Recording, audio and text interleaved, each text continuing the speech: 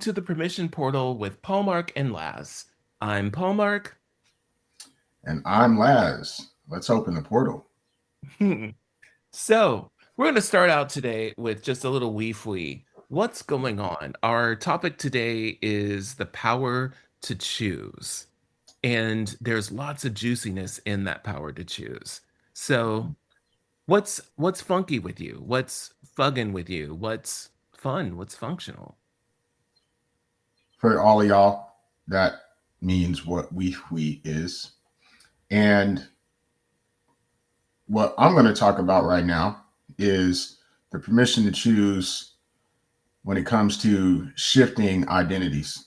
And for me recently, there's been something that was a little funky when it comes to identity shift because I'm personally experiencing it right now. It's not feeling funky anymore, at least dominantly funky. It's feeling funky rarely, but in most cases right now, it's being functional and fun.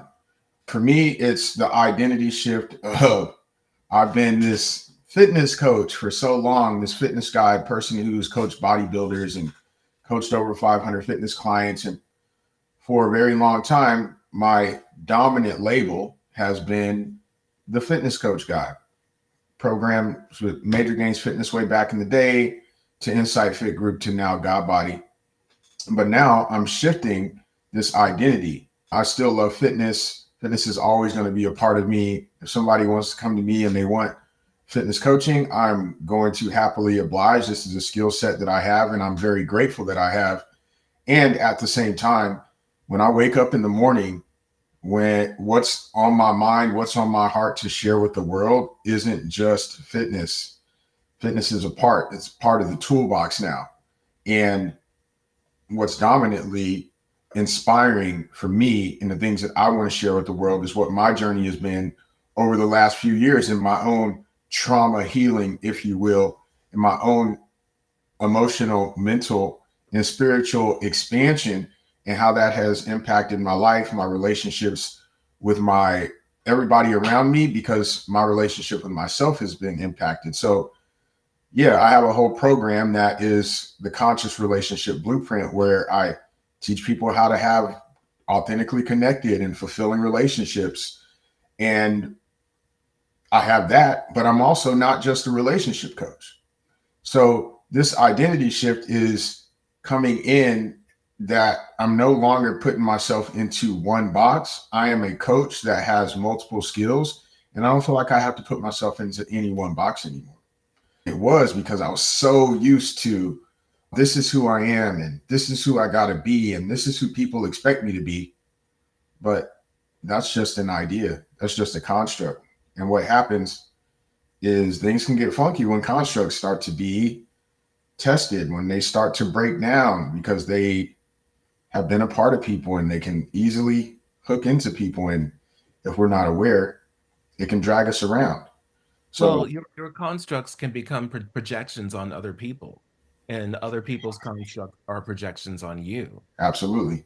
So there is this idea of having and saying, okay, so Laz has muscles, he must be the gym guy. And there was not a whole lot of science behind it. Now it's evolved where there is science and there is a lot of education behind it. But there are still some people who are just kamikaze out there doing Yeah. their own thing. And it's like, hey, I'll pay you to help me look like you. All right.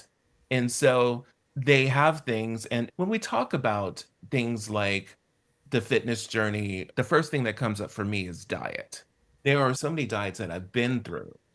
And the I've always said that a diet works for some people some of the time. And you don't know that the next fad diet is something that's going to work for you. And there's so many different things. I have gone through food combining, I have taken shakes and I've tried all the brands of shakes. I have been vegan. I tried the carnivore diet, that didn't work. So I have a sweet tooth. Right now, I'm working with having collagen in the morning, and that's actually curbed my sweet tooth. But to be in that space of somebody saying, "Hey, I found this diet that works for me. You should try it." Well, maybe I shouldn't, maybe I shouldn't. And that's a projection. It's like, Yep. I found what works for me, it'll work for you. That's not a foregone conclusion. Just like Nope. there are many different ways to have fitness classes, there's different ways to get your exercise in. Everybody's not going to run in and hit the irons and pick up weights. Some people are more apt to use kettlebells. Some people like the machine. Some people just want cardio. Some people are like, I want to swim it off, or I want to swim for my fitness.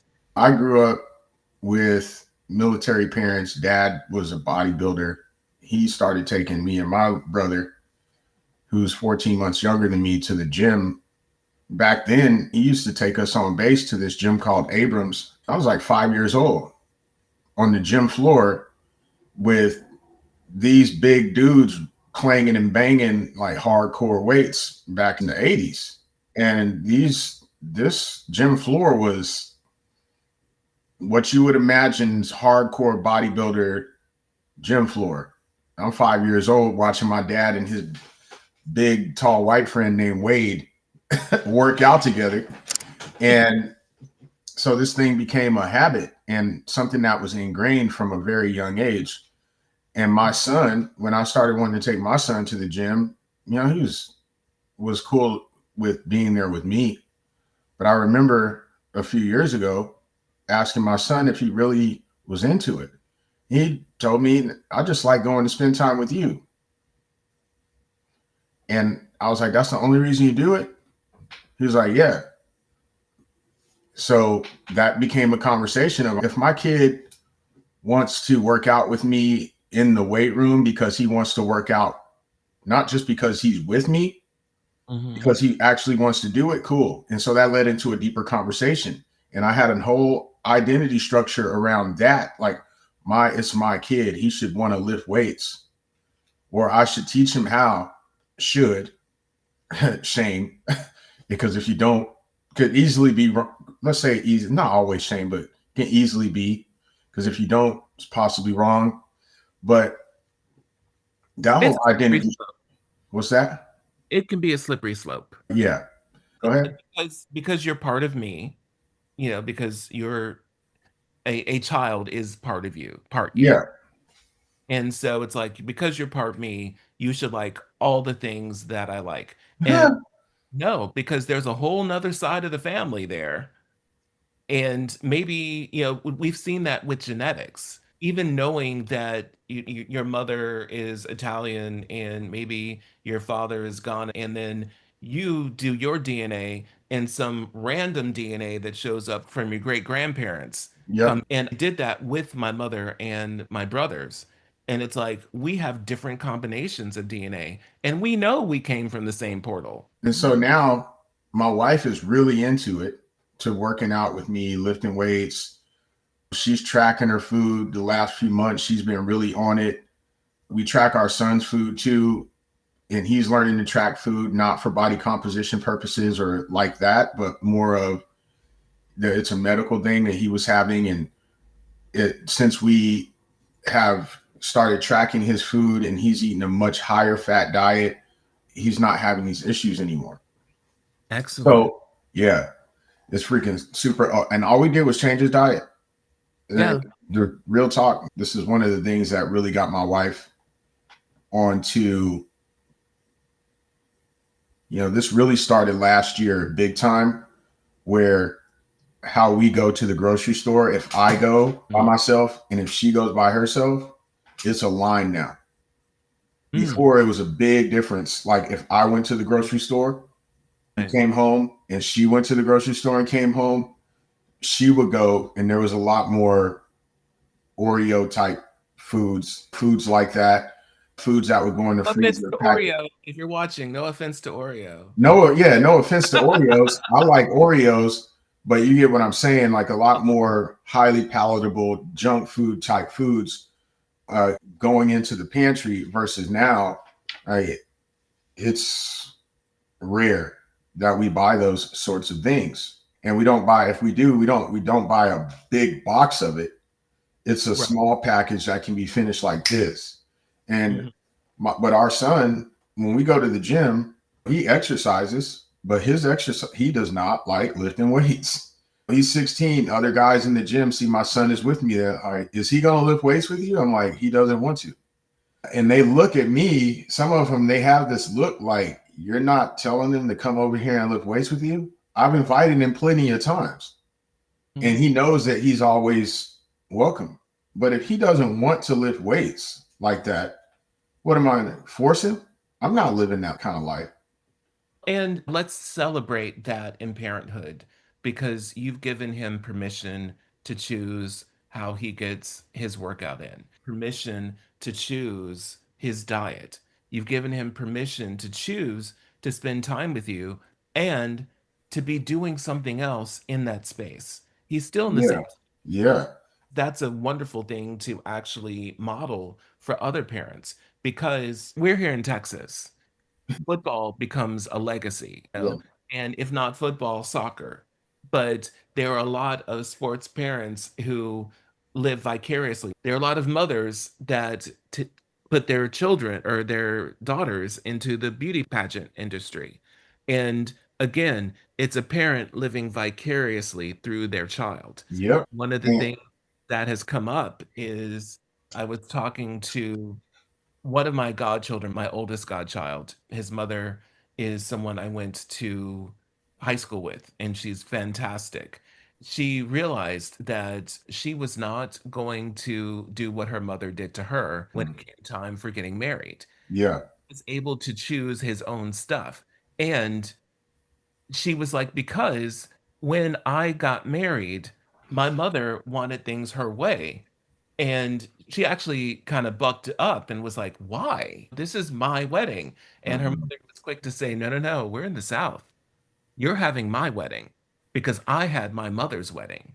So here's a generational thing that's going on. It's not really a trauma, but it can be traumatizing, It you know? can be. Yeah. So it's a tradition that can be traumatizing Yep. because now you're putting all your hopes on your oldest child. Hopefully you have a girl so that you can finally get the wedding you wanted. Yeah. Now, what if you don't have a girl? See? That's traumatizing because the Yeah. whole identity around this is how it should be and this is what it's supposed to be when it's not that way because you're fighting against reality. And now you think something is wrong with reality, or you can think something is wrong with reality because it's not the way it should be. This is not the way God said it should be, if that's the idea that the space is in. So when it came to that, it was freeing for me to let go of the idea that my kids should be lifting weights with me, let go of the idea that he should be an athlete like I was, playing, running track, playing football. My son does not like sports. He don't like sports. Like He's a was, genius. I literally had to grieve that shit. My son does not like sports. He played flag football when he was small enough to play flag.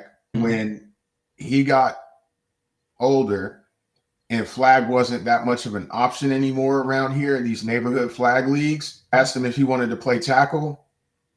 He didn't say hell no at the time. That's, I don't think at that point he knew that that would be okay. Like, it's all context, right? But back then he didn't say that, but he might as well have, because he was like, no. And that's something I had to grieve because I wanted to see my son go to watch football games and post pictures of my son in football, just like everybody else does. And I commend you for giving him permission to choose his own path. And that is something that I wish more parents would do He to likes just, art and singing yeah. and But dancing. as a parent, if we take them to the buffet and then let them make their choices. So I think that's the important thing. It's not about trying to create a little mini you.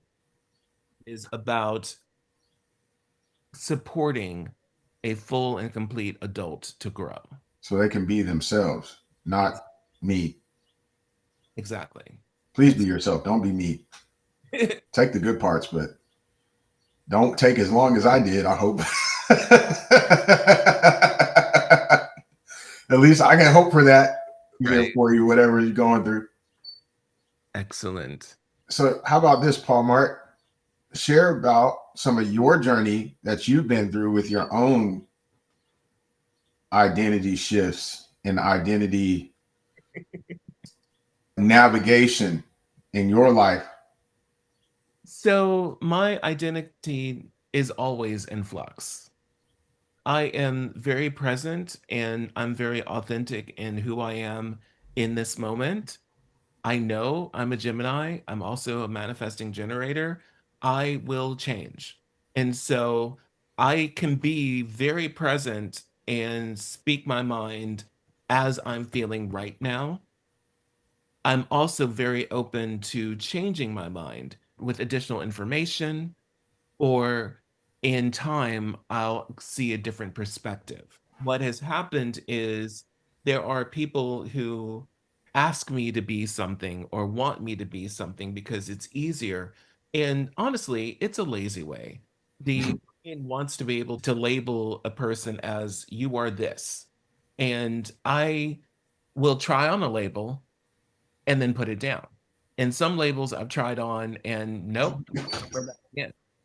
And I'm like, well, I don't mind putting it on every now and again. So for me, it really is like having a wardrobe of labels. And then I go into the, just like my actual closet, I go in and I was like, who do I feel like being today? And Mm, each of my outfits gets me into a certain feeling. Like this one, now I know on camera it looks like I'm just wearing red, which I normally do not do. It's actually rainbow. And so if you can see the whole thing, you'd be like, oh, okay, what's rainbow? But I actually had to get myself acclimated to seeing this picture of me in red. Luckily, there's a whole lot of green, and my hair is always green. So there was a long time where I fought to have something green on every single day. Now with green hair, I don't have to worry about that. mm. Yeah, I was surprised when I saw the red shirt. Like Yeah. Hallmark red. I do have some things that are red, and usually it's not this. It would never be a full-on red shirt. I Yeah, mean, if the closest I get to wearing totally red would be like wearing totally purple. But I interesting. Yeah, I go with purple, and it's the same element. It's the fire element, so going with purple and is easier than going with red. And I didn't know that. that's in feng shui. That's only in Only feng. in feng shui is red and purple fire. Yeah. So usually warmer colors are yellow is neutral. Then we go into the orange and red, which are warm, and those are fire colors. In the Other than feng shui type systems, that's not how it works. You're saying? Well, I'm saying that globally, a warmer color would be red is the warmest, Yeah, orange, then yellow. got it. Yeah. Cool. I just find it interesting because red used to be my favorite color, and I used to be flamed up all the time. I could be red from head to toe, and maybe a little bit of black, but red from head to toe a lot. And now it's purple. Hmm. I I've never worn purple from head to toe, but my favorite color is purple now, and it used to be red for years. See, I am very comfortable with most of the colors. Red was a color I shied away from for the time. I referred to red as the anti-green. So I stayed away from it. Then I was gifted some red shoes, and they were comfortable and I liked them. And then I kind of got comfortable with the idea. And again, knowing that I wanted to go higher up in with my crown chakra. And so I needed to ground. And I do realize that like when I studied the chakra system, that like red is your root and you need some stability. I've always been okay with orange. So Makes sense. it's If you absolutely. know anything about chakras. I've always been okay with orange. It was red. Oh. And interestingly, the root is also a four-petal lotus. And I shied away from the number four, even though there's a hidden four in my numerology. Hmm. So yeah, with 531, the 31 is a hidden four. So, Really? and I realized that, I used to think that all of this stuff was just a load of horse hockey. And as I learned more when I opened up, I saw how I'd been really working in these systems the entire time. And there were a lot of things like seeing the coincidences of the people in my life that their birthdays are either a 4, a 13, not very many 31s, but there are a few 31s, but their actual day not have a 4 in it. Or I have some friends that were born in April, the fourth month.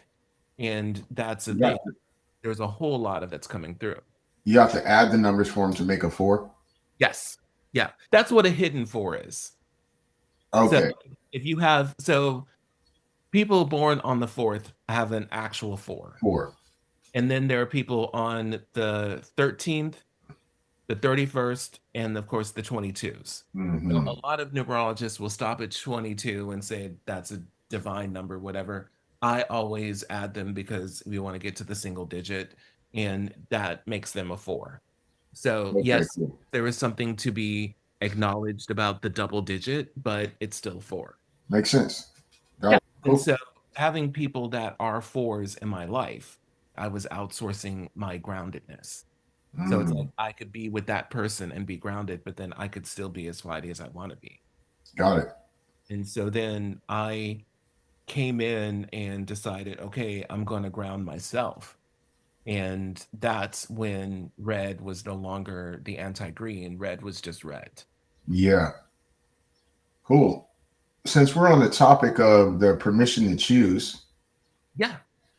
and we've been talking about how we've allowed ourselves to choose different things, Mhm. how other people can choose different things, and we've also talked about constructs a little bit, not heavy.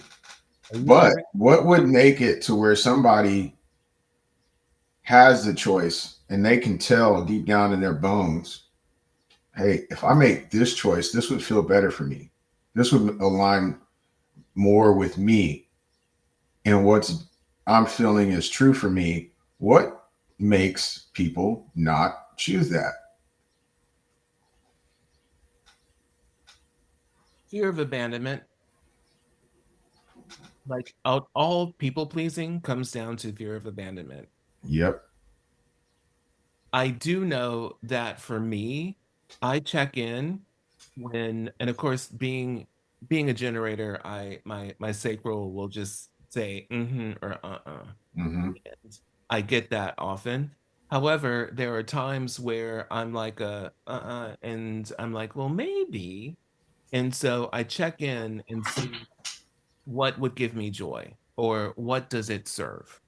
There are times that I've done things that I normally would not do for a person that I actually care about because I want them to be safe, or I want, Hmm. well, actually, it is, I want them to be comfortable, or I want them to be safe. Hmm. And I'm not a person who does it and expects them to do it again. I do it, I don't do it quietly. I let them know. Yeah. I let them know I'm only doing this because it's you, or I'm Yeah. doing this because, and I let them know because people will label you as the person for. And so I will say, no, I'm not the person for. I'm doing it this time because you're in a pinch. Do not come back and ask for this again. Heard that. That and that right there prevents resentment. Yeah. Because what happens is you do something once. I remember there's a story. My mom married my stepfather, and he had been so talking about labels. He came in. He was Mr. Bill. Then he became Uncle Bill. He became Daddy because I was going to, and he's the one who was Daddy to me. Art, who is my father, I like a year before his death, I called him Dad for the first time. Now my siblings call him Dad, and I always just called him Art. He just wasn't. And I think I'm glad that I was able to get there before he passed. Yeah. That was something that I knew I needed to make peace with. And it was my mother's dying wish that I would make peace with that. So I was able to do that. And we did have a bit of a relationship. Not the best, but so be it. Mm. But when my mom married Daddy, he had a farm in Mississippi. And my mom was so excited about having the place where she could like retire and, cook and do her little gardening and whatever.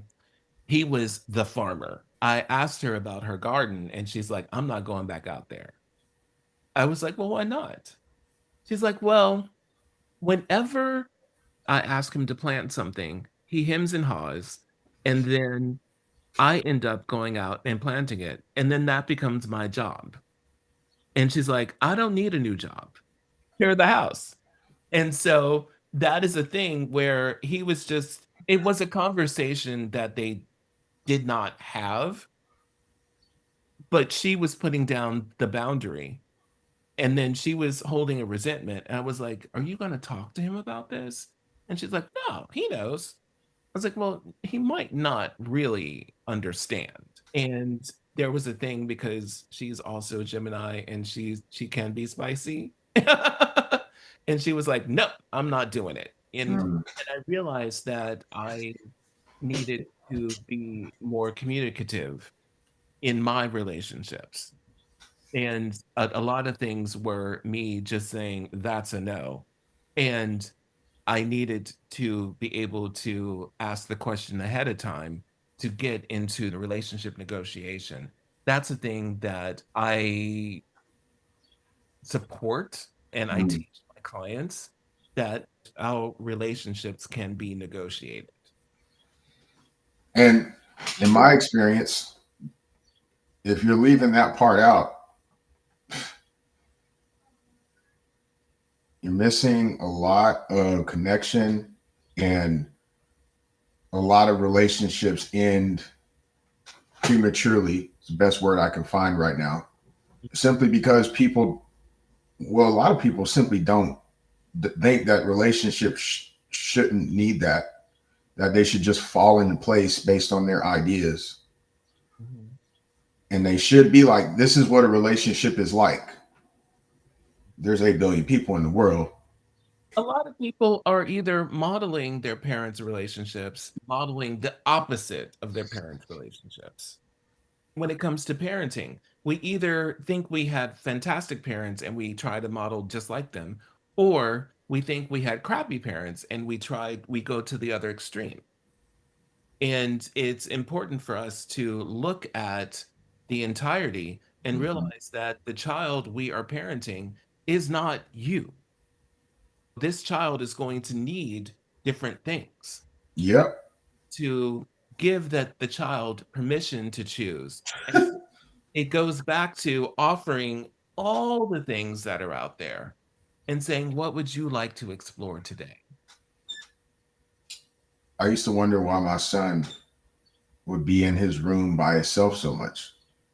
Like, why is he, when we come home, how come he goes straight in there and closes the door? Or how come if we have a day where it's a chill day at home, he might come and hang out with the other three of us for a little bit, but then he's like, nope, see you later, going in my room. And it's been this way for a long time. I Mhm. used to think something was wrong, definitely before I have the context we have around shame. But then I realized it was just different, especially when I started understanding human design. I'm a generator. I don't like to say pure generator anymore, but I'm a generator, a sacral generator. Mhm. And my wife is a managing. My daughter managing, my son is the only projector in the house. Oh, he's sick of y'all. He's sick of it. He's like, I'm sick of y'all. Like, Yeah. for real. Like, I gotta go. I can't be around y'all too much. Yeah. You know? And I didn't understand it that, projectors could be around generators and feel drained because we literally have that battery in our back and we can go, go, go. But that's not how he is. Go Mhm. outside and ride the bikes, drink out of the water hose, run up and down the street. I wanted to play football and nobody else wanted to play. So I'm outside with the football, throwing it to myself, running and catching it and doing all that kind of stuff. Like my son, He didn't have those energy that centers. is not the same. No. He can be playing with for a little while and then just drop shit. I'm done. Like the game don't even have to be over. It's He's like, I'm done. it's like when your phone, you think you've charged up and then you go to an event and all of a sudden you look down, your phone's like, "Shh, I'm done." Yeah. And that is what it's like. And I noticed that because I have been working with human design for a bit.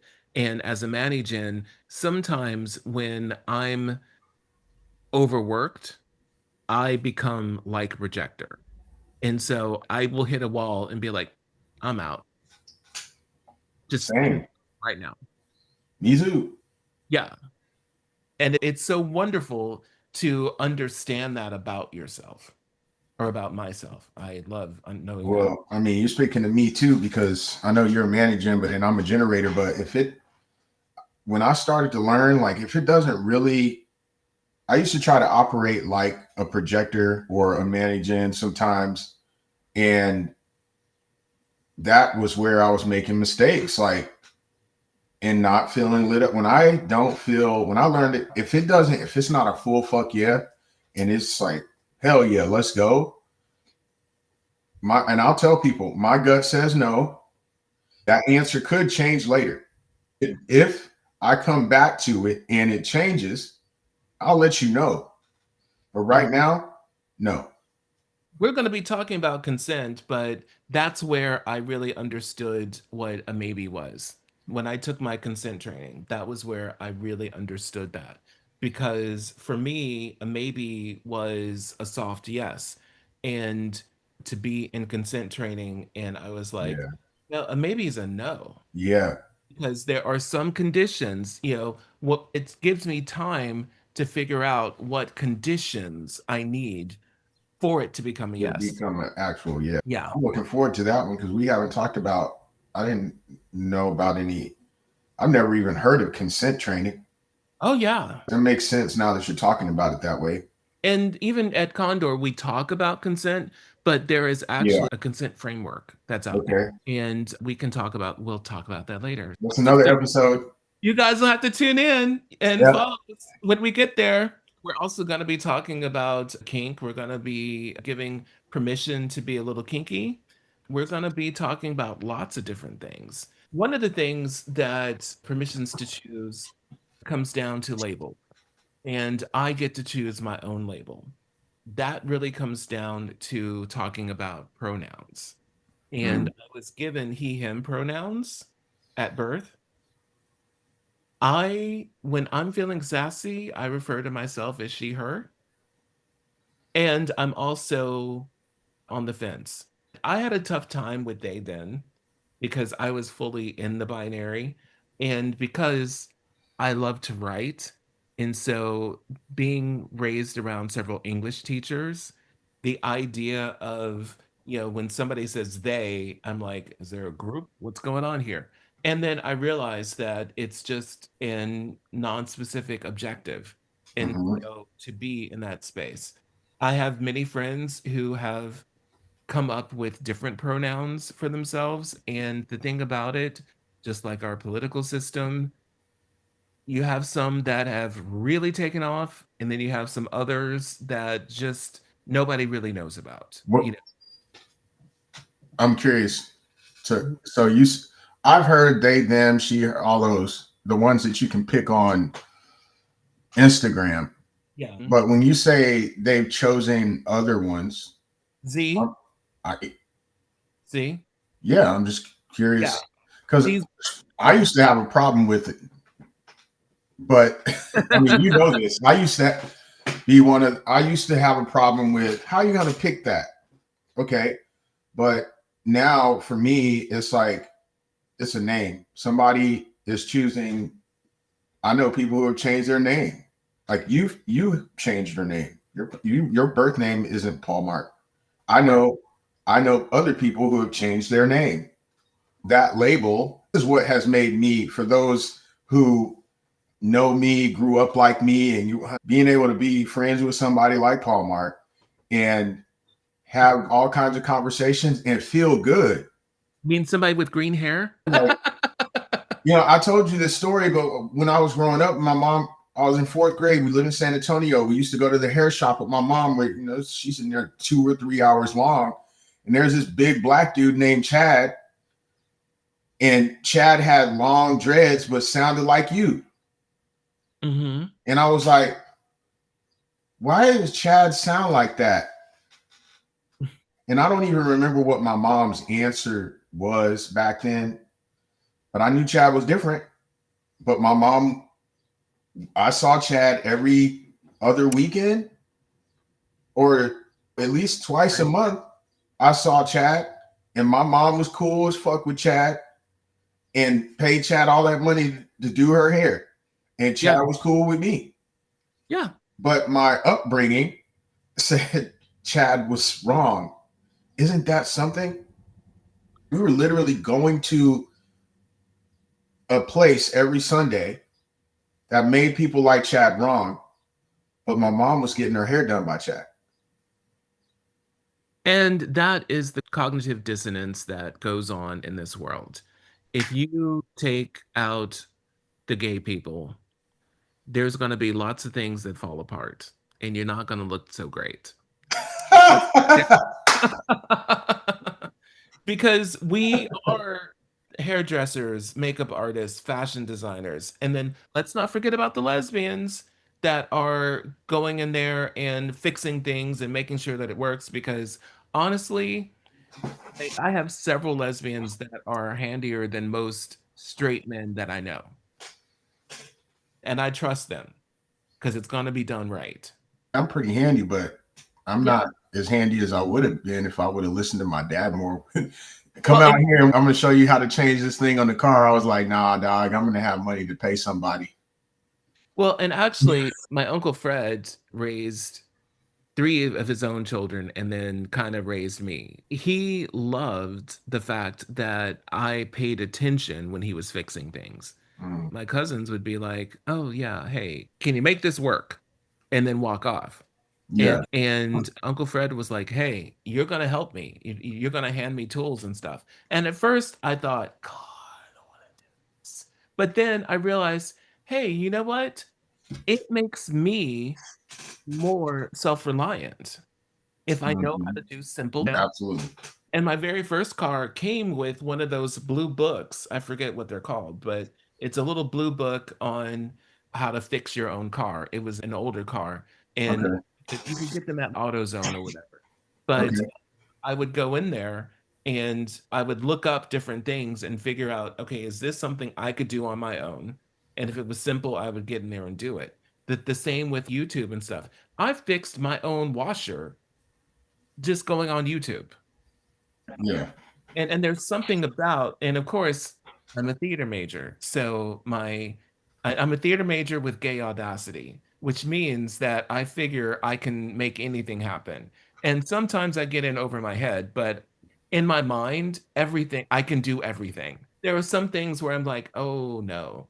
But things around the house, like changing ceiling fans, doing yeah, light fixtures, and just different things like that, simple fixes on appliances, I will do that. The fact that I have the tools now, if it's something that I don't have the tools for, yes, I will go out to somebody and say, yeah, can you do this?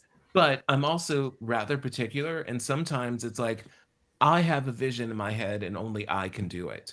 That's how I became so handy. And I'm crafty. I make crowns, I make jewelry, I make pins, all the things. I like to have my hands busy. And so I will go in and figure out, okay, what can I get into? What can I do? Now, there have been times where I've started things, just made a big old mess. And then I let the mess sit because I'm a MG, I'm a manifesting generator. Yeah. Let it sit while I think about how much of a mess I made. Mm-hmm. I'll clean it up and then give it a couple of hours. And then my brain clicks, okay, you should have done blah blah blah. And then I go in there and I get it done correctly. So it's not always done correct the first time, but it does get done correctly eventually. And to have the opportunity to do it and mess it up, and then you learn the right way to do it the next time. So first, I wanted to go back to the thing when it comes to the pronouns. The thing that's made it easy for me is I remember my brother had a nickname when we were kids, and I'm not going to say what it was, Okay. but he had a nickname, and there was a point where my brother was like, "Y'all got to stop calling me that. I don't like it. Mhm. Don't call me that anymore. It's TJ." Everybody was like, "Okay, it's TJ. We won't call you that anymore." And so that nickname was dropped. And so for me, so look, the person said, "I don't want to be called that." Cool, Yeah. whatever. It's like a nickname to me. Cool. And for me, it I call Paulmarq Paulmarq. Period. That's what I say every time. I don't say he, she, they, nothing. I always say Paulmarq. That's what feels good for me. That's what I've trained myself to do. And it feels good for Paulmarq. It feels good for me. That's what I love. Easy. That's why my name is Paulmark because it just rolls off the tongue and I love it. Some people will shorten it to Paul, which was my original middle name. And people will shorten it. No, it's Paulmark. Don't say that. I remember I said bro one time. You was like, you swole up. Yeah, I was like, damn. We were at Condor and bro slipped out and he was like, I don't like that. I was like, damn, hold on. Hold on. I almost said, damn, hold on, bro. Because y'all ain't never seen me stand next to Paulmarq. Paulmarq way bigger than me. I'm saying. I'm a little bit taller. Smoke. And yeah, and I feel that what you call someone is also invoking a certain aspect of them. Yeah. And so my name had an etymology to how I became. When I know it was June 26th when I got the paperwork. It was June 26th when I turned 26. I won't say the year, but it was a very idea thing. Even the fact that I use a Q instead of a C or a K. Very intentional. I have a middle name, I have a last name, all given to me by my mother because we consulted each other. You know, Mhm. we went into a an identity creation meeting. And I was like, okay, so this is not working and this is why. And so I was like, well, I want to do this. I want to bring in this sort of thing. And Paulmark had been a nickname that I just hadn't really looked at. And she was like, well, what do you like being called? I was like, I like it when I'm called Paulmark. And she's like, oh, okay. Well, okay, that's close to your name. And I was like, well, yeah, but I like the Paulmark. She's like, okay, got it. And it was based on how I would be signing my name. And so I was like, I don't like ending in a C and I don't like ending in a K. And I was like, what's another letter? And I was like, a Q. And my aunt always thought it should be QUE. And so for as long as she lived, she would write it out QUE. But I was like, no, it's just a Q.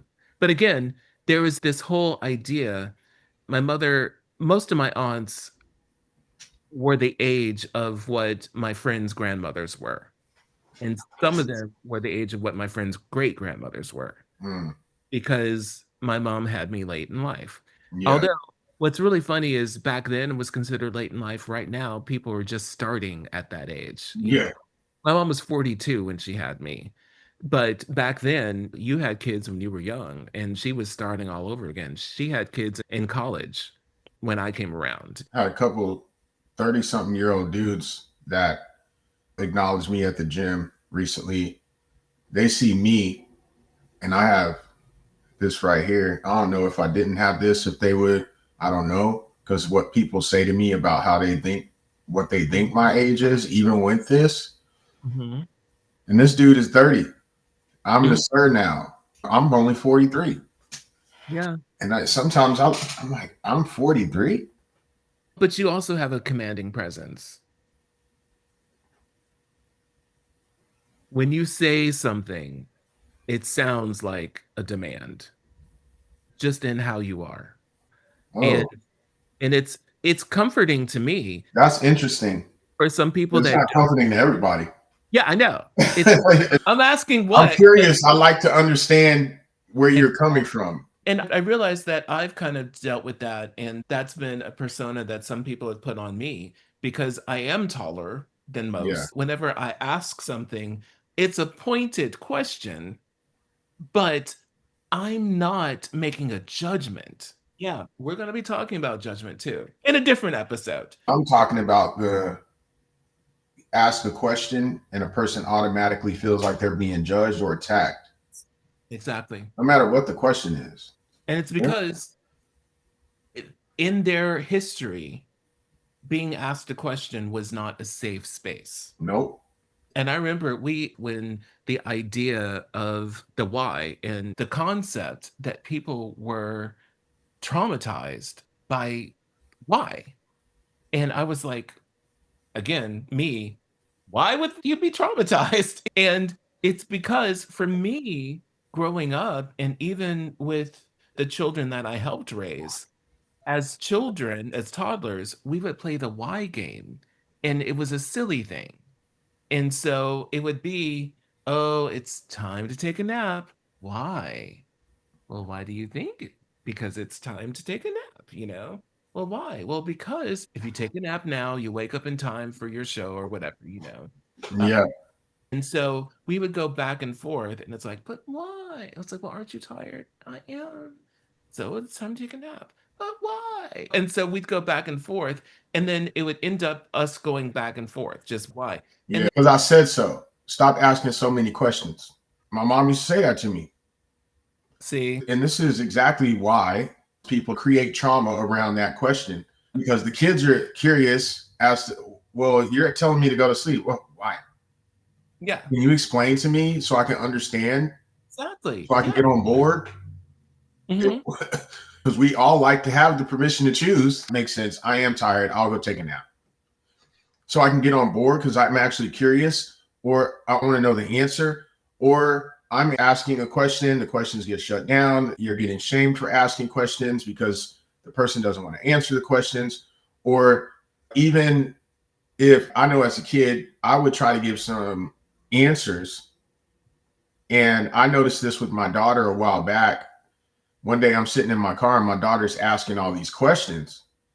Hmm. And I had to pause and I literally sat in she's in backseat of my car asking all these questions. And I had just picked her up from school. I think we were going to Chick-fil-A or something when we lived in Round Rock. She's asking all these questions. And I felt that come up in Hmm. my body. Hmm. And the why are you asking me all these questions? What is this 21 questions? I was going to say that to my daughter. And I felt that come up. And I was like, and I said, I started crying and I said, thank you for asking so many questions. Hmm. Thank you for being, and this is before I hadn't even met y'all yet. Right. She was asking all those questions. I felt myself about to say that to my daughter. And I was Hmm. like, no, because I didn't like it when that was told to me. She's literally just asking questions. She was asking questions. And I told her, thank you for being curious. But then there's also this other scenario. I was a kid who processed answers a lot and I wanted to share with my parents. right? And so I would be trying to tell my mom something, and it was, you ain't got to spoon feed me. I'm not stupid. So I created, that was another thing with, for the whole courage plus curiosity, with my curiosity for other people, with not being feeling like my questions were shut down, but also I was sharing something and it didn't seem like the parent was curious. I realized that I also created that same, I'm not stupid. I don't need to ask you. I already know. When it comes to choosing, like especially with children, I don't, and let me say this with my full chest, I don't give them carte blanche everything. And I've been told, don't be spoiling these kids or whatever, because I do give my godchildren a whole lot. And I give them the choice of this thing or that thing. Yeah, Both of them are things I've already narrowed down to things that I'm comfortable with. you can't, if, yeah, you give a child carte blanche. I And don't so think that's a useful thing. I'm not saying you can do whatever you want, Hell but no. I want them to be empowered to make choices because, and especially when they're young, because that's when the foundation's being laid. I want them to have that powerful foundation to move from, knowing that I can make a choice and some choices have consequences. And Yeah. so, not only knowing that they can make a choice, but knowing that some choices have consequences, some choices get you to where you want to go faster than others. And it's not that it's a right or wrong choice. It's okay, this is going to take longer. When you say consequence, are you saying a this easy effect? Some thoughts. So, as far as I have logicked, it's not a cause and effect, but sometimes it is antecedent consequence. And so it's like, I did What you this mean? and this happened. Let me understand that because Antecedent consequence. It's like if you pour vinegar into baking soda, you're going to get a reaction. how's that not also a cause and effect though? So antecedent consequence is cause and effect without the judgment because cause and effect is you're looking for a blame. I And don't. Oh no, I don't see cause and effect that way at all. so there is a blame dynamic in cause and effect, whereas antecedent consequence is just neutral. This happened, and then this happened, and you're drawing the connection between the two.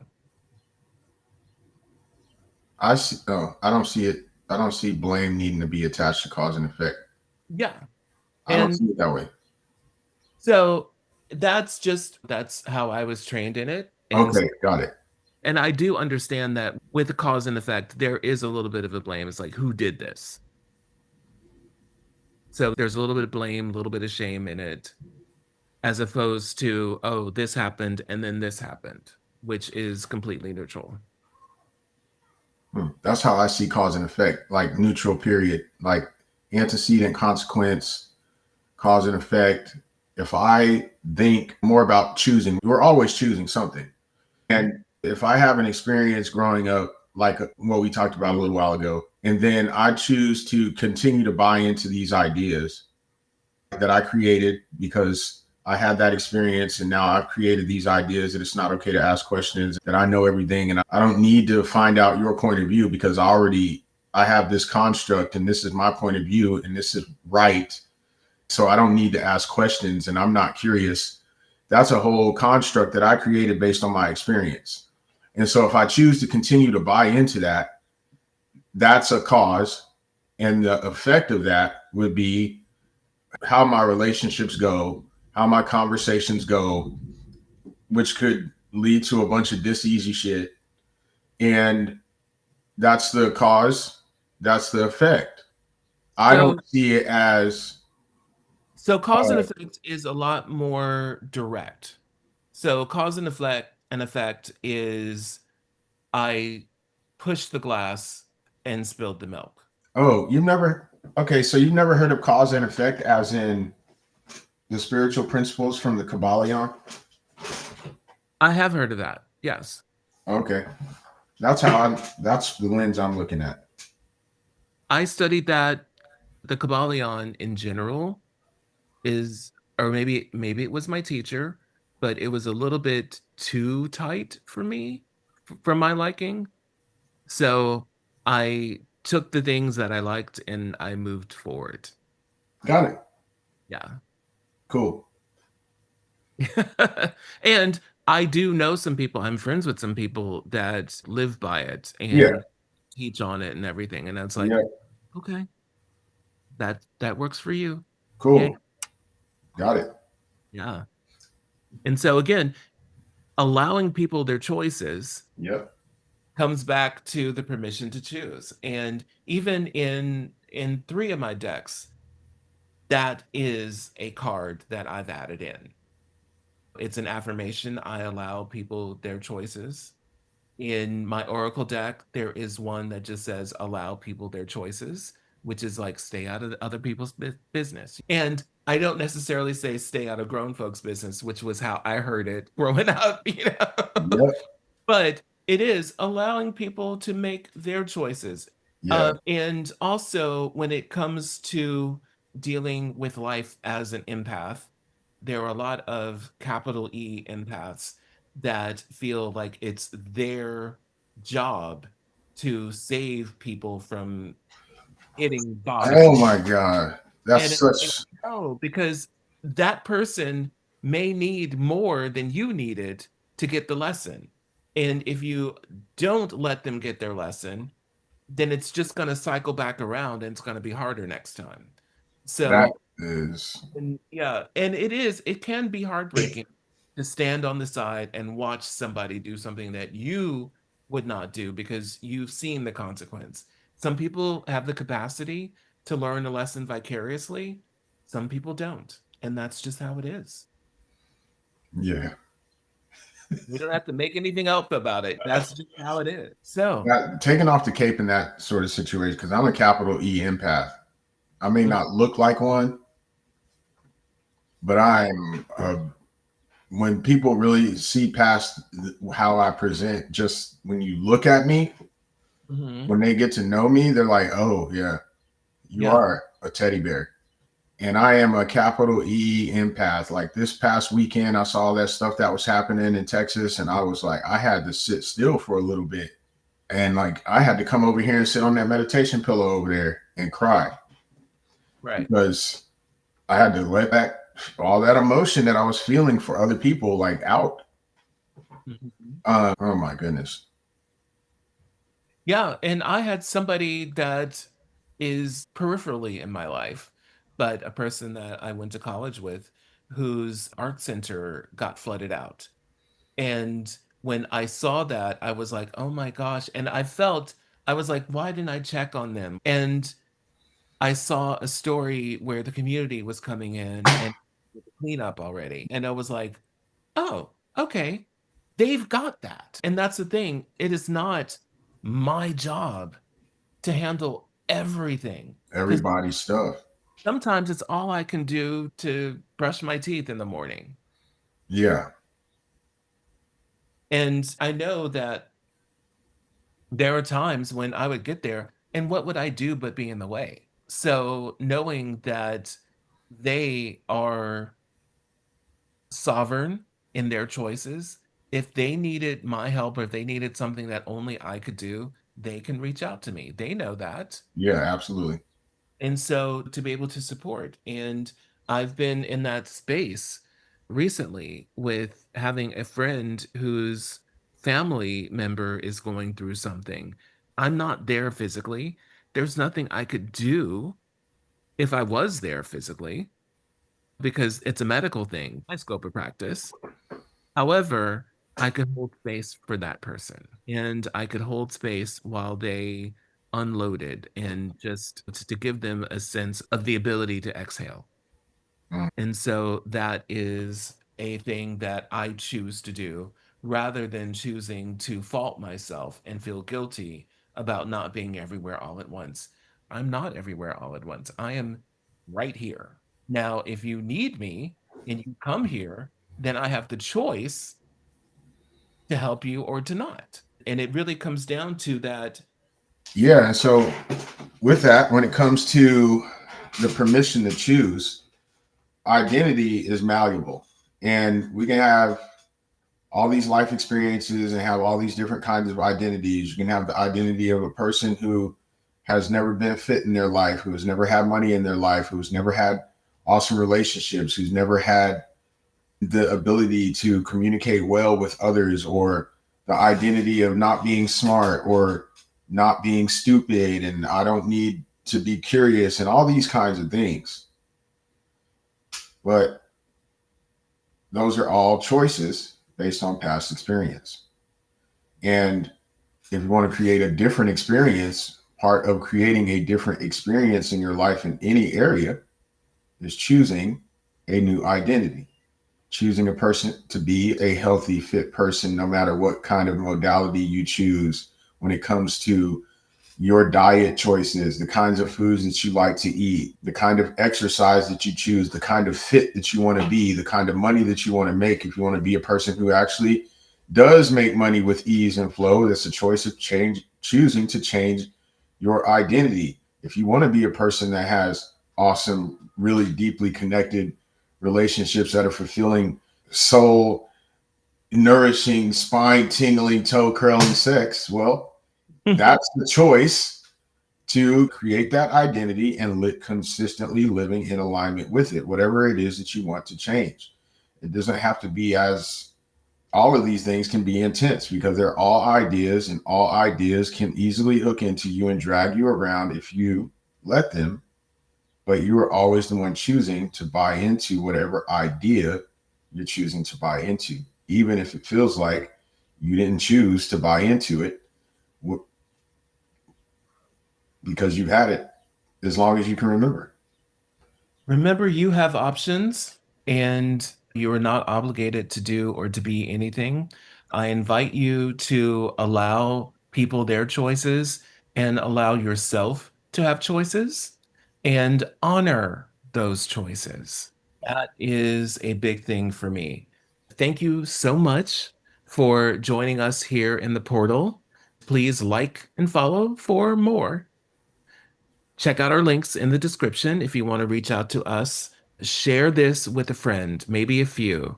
If you have any questions or topics you want us to cover, send them to thepermissionportal@gmail.com. And remember, The portal is always open.